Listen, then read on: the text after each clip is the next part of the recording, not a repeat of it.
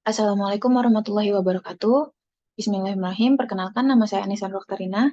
Di sini saya akan mempresentasikan tentang teknologi remediasi untuk mata kuliah pencemaran tanah dan air tanah kelas A.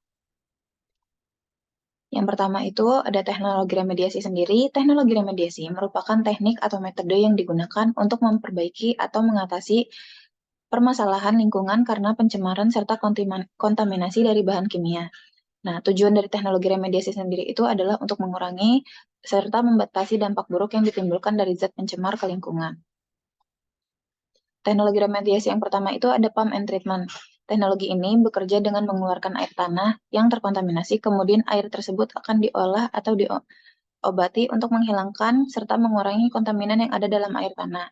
Nah, lalu kemudian dari air tanah sendiri akan diolah kembali ke lingkungan. Nah, berikut merupakan gambar dari pump and treatment, di mana air yang ada di dalam air tanah yang ada di dalam tanah sendiri itu nantinya akan dipompa ke atas. Lalu setelah dipompa ke atas, dia akan masuk ke dalam holding tank, di mana di holding tank ini sendiri air tanah itu ada air tanah yang terkontaminasi akan ditampung, kemudian akan masuk ke dalam treatment building. Nah, di dalam treatment building ini akan dilakukan eh, pengolahan dengan teknologi seperti filtrasi, oksidasi kimia, adsorpsi, bioremediasi, dan ataupun kombinasi dari keduanya. Kemudian setelah air tanah yang tadi telah diolah akan dikeluarkan menjadi clean water yang nantinya akan masuk ke dalam stream. Nah, dari stream sendiri ini bisa dikeluarkan langsung ke lingkungan ataupun bisa digunakan kembali untuk keperluan lainnya. Lalu setelah itu ada air stripping. Air stripping merupakan salah satu teknologi remediasi yang prosesnya digunakan yaitu adalah pemindahan senyawa yang mudah menguap dari air kontaminasi ke dalam fase uap melalui kontak udara atau gas lainnya di dalam air stripping. Nah, prosesnya sendiri itu nanti air yang terkontaminasi akan dialirkan menuju ke dalam kolom stripping yang berbentuk vertikal seperti ini. Kemudian setelah itu nanti uh, dia akan melalui uh, packing water distribution dan retribution. Nah, di dalamnya ini ada gas-gas udara yang nantinya akan berkontak langsung dengan kontaminan yang menyebabkan senyawa-senyawa itu dapat menguap dan eh, senyawa-senyawa kimia ataupun pencemar yang berbahaya nantinya akan menguap dan nantinya sisanya tinggal air yang nantinya akan mengalir ke bawah dan itu adalah air yang telah bersih. Nah, nanti air yang telah bersih ini dapat kembalikan ke lingkungan ataupun dapat dibutuhkan untuk diolah kembali. Lalu ada soil vapor extraction, di mana soil vapor extraction ini adalah ekstraksi uap tanah ataupun metode remediasi secara in situ yang digunakan untuk menghilangkan senyawa volatil atau yang mudah menguap dari tanah. Nah, untuk areanya sendiri itu berada di vadose zone dengan cara nantinya itu adalah menyedot uap yang terperangkap di dalam pori-pori tanah. Dapat dilihat di gambar sendiri itu eh,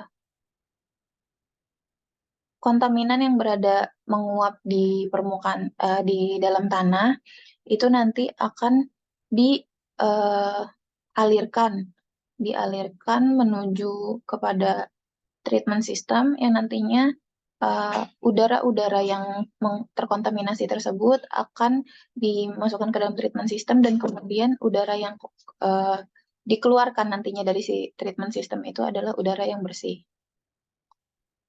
Kemudian ada air sparging.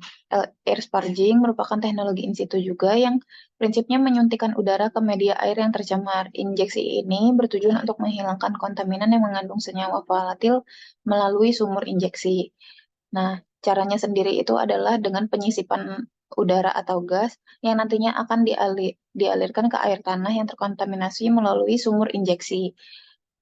Kemudian nanti udara yang disisipkan akan menyebabkan senyawa tersebut akan terlarut dan berpindah ke dalam fase uap. Nah, senyawa-senyawa yang telah menguap itu sendiri nantinya akan mempunyai tekanan uap yang tinggi yang akan berpindah dengan cepat menuju ke fase transportasi uap. di mana nantinya proses ini akan memindahkan kontaminan dari zona air yang terkontaminasi menuju zona pados di bawah permukaan tanah. Lalu ada multi-phase extraction, di mana multi-phase extraction sendiri itu merupakan teknologi remediasi yang digunakan untuk mengatasi kontaminan di dalam tanah dan air tanah dengan mengambil beberapa fase cairan secara bersamaan seperti air, uap, dan minyak dari padozon dan juga air tanah. Nah, untuk multi-phase extraction sendiri ini dapat digunakan dengan menggabungkan beberapa teknologi remediasi. Nah, di sini bisa dilihat pencemarnya itu ada dua. Yang pertama itu adalah pencemar yang ada di air dan yang kemudian ada di bagian vadozon. Nah, nanti dapat dilakukan secara dua teknologi remediasi yang nantinya akan masuk dan akan diolah ke dalam teknologi remediasi sendiri yang nantinya hasilnya akan berupa air ataupun uap dan juga air yang sudah bersih dari proses treatment. Nah, kemudian ini ada kasus di Indonesia, salah satunya itu terjadi di Bekasi, yang diakibatkan dari limbah industri dan juga limbah-limbah di sekitarnya, yang mengakibatkan banyaknya pabrik-pabrik industri membuang sampah limbah B3 ke lingkungan.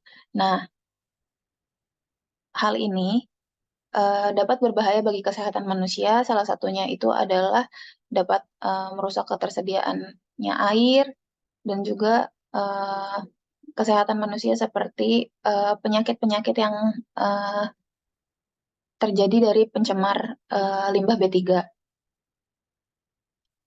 Kemudian apa namanya? Untuk eh, memproses dari air tersebut yang telah tercemar oleh limbah B3 perlu dilakukan yang namanya itu teknologi remediasi untuk memperbaiki air yang ada di dalam lingkungan menjadi air yang lebih bersih. Nah, caranya itu bisa digunakan dengan pump and treat yang tadi kita jelaskan di awal, yaitu ada pump and treatment, yaitu teknik untuk menyedot air tanah yang telah terkontaminasi melalui pompa, kemudian air tersebut nantinya akan diolah oleh teknologi bisa berupa kimia ataupun teknologi biologi yang nantinya berguna untuk menghilangkan kontaminan sebelum air bersih atau air yang telah diolah itu untuk dibuang ke lingkungan seperti itu. Sekian presentasi dari saya, kurang lebihnya mohon dimaafkan. Terima kasih. Wabillahi taufiq wal hidayah. Wassalamualaikum warahmatullahi wabarakatuh.